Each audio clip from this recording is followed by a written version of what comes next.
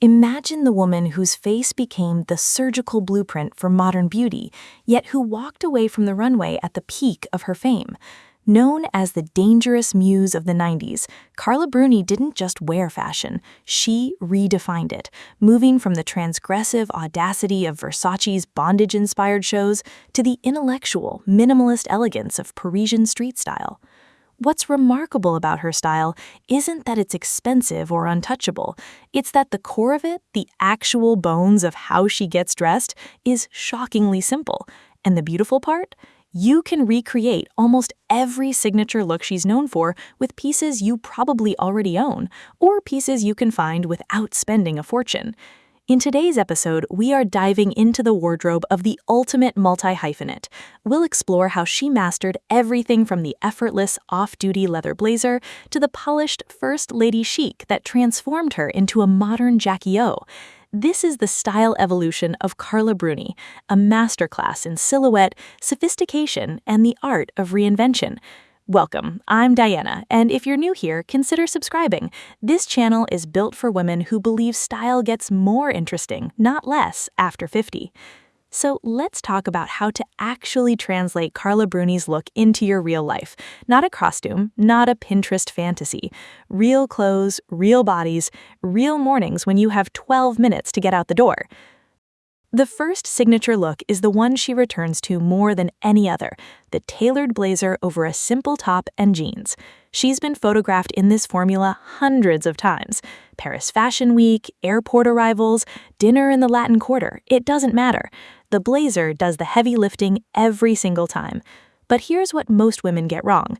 They buy a blazer that fits the way it did 20 years ago, fitted through the waist, nipped in tight, pulling across the back.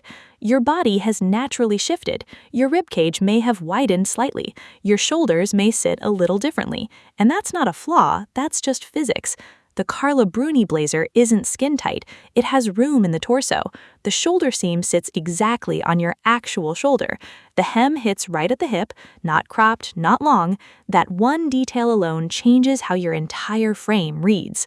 Brands like J. Crew's Madeline blazer, Veronica Beard's Dickie blazers, or even Talbot's give you that structure without stiffness. Pair it with a simple white crewneck tee and your best-fitting dark jeans. That's it. And yet people will look at you and think, she always looks like she has somewhere important to be.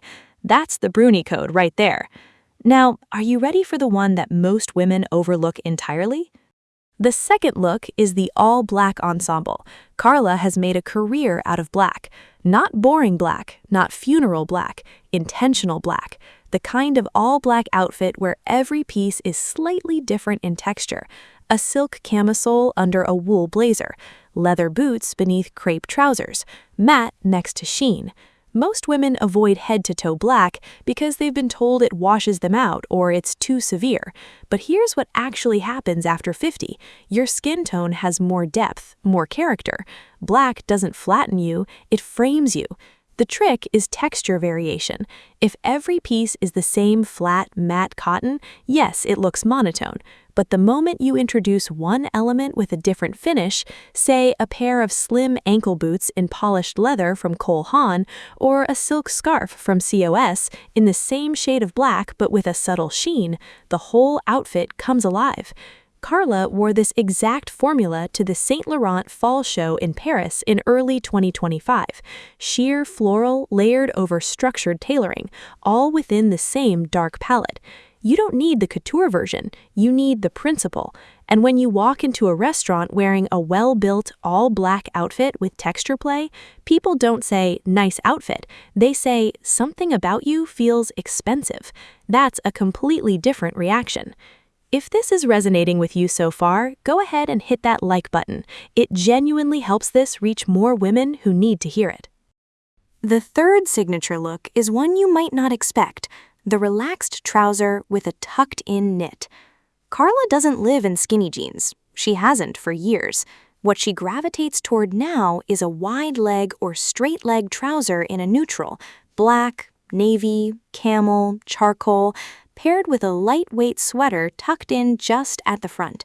Not a full military tuck, just a soft, casual half tuck that creates a waistline without looking rigid. Why does this matter for your body after 50? Because most women are still trying to make tight pants and long tops work together. And what that combination does is erase your waist entirely. You end up looking like a rectangle. The wide trouser with a front tucked knit does the opposite.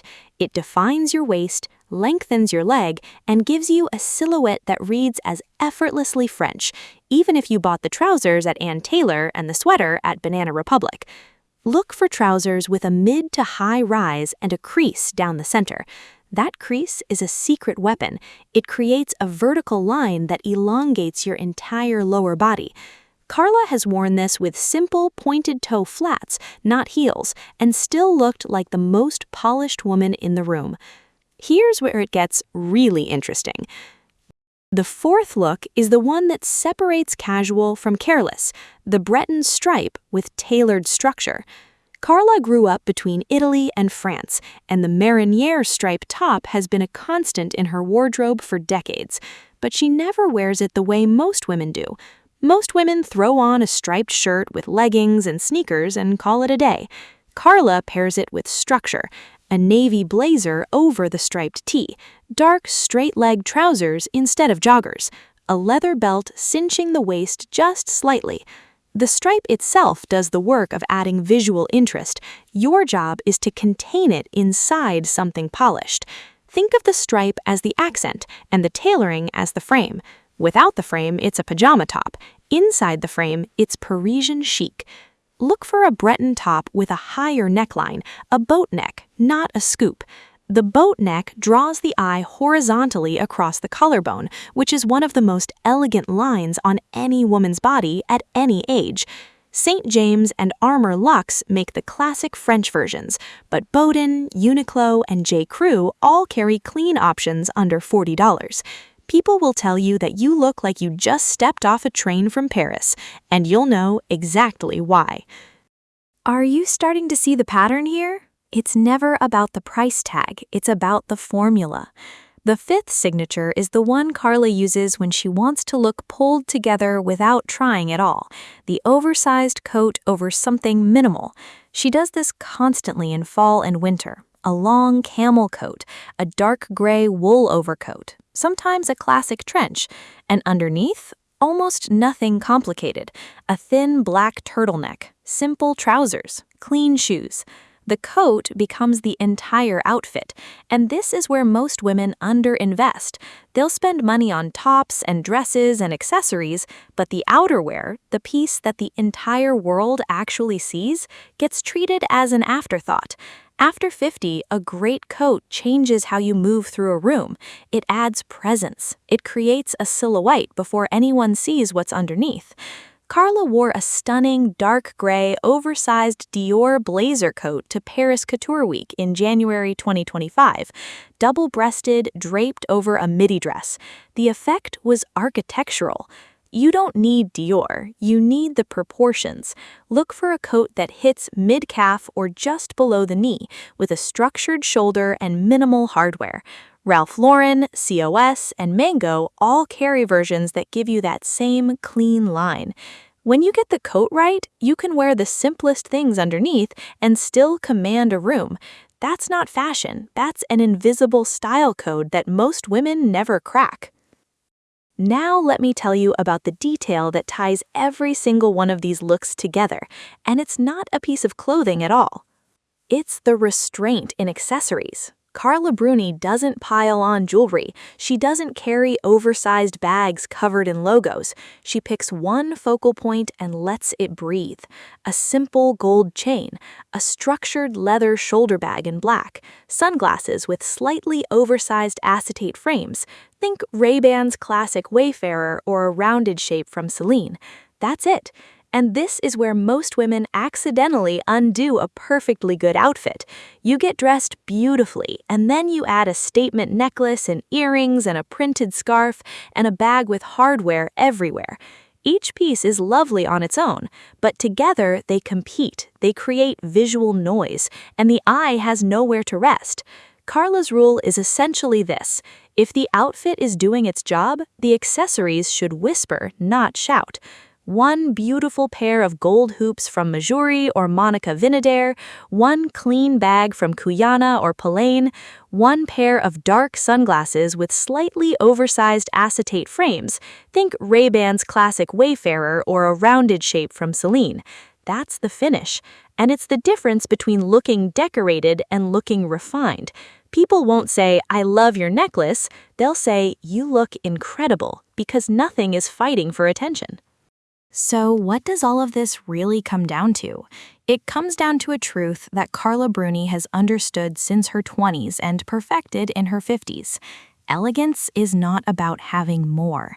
It's about choosing better. It's about knowing that a blazer with the right shoulder, a trouser with the right crease, a coat with the right length, and the discipline to stop accessorizing before you overdo it, those things together create something no trend cycle can touch.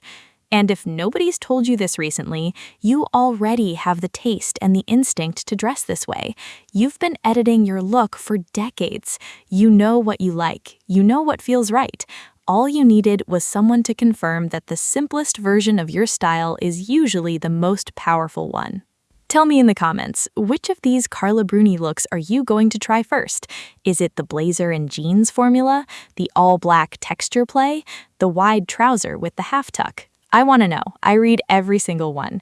And if you haven't subscribed yet, now is a beautiful time. There is so much more coming your way. I'll see you in the next one.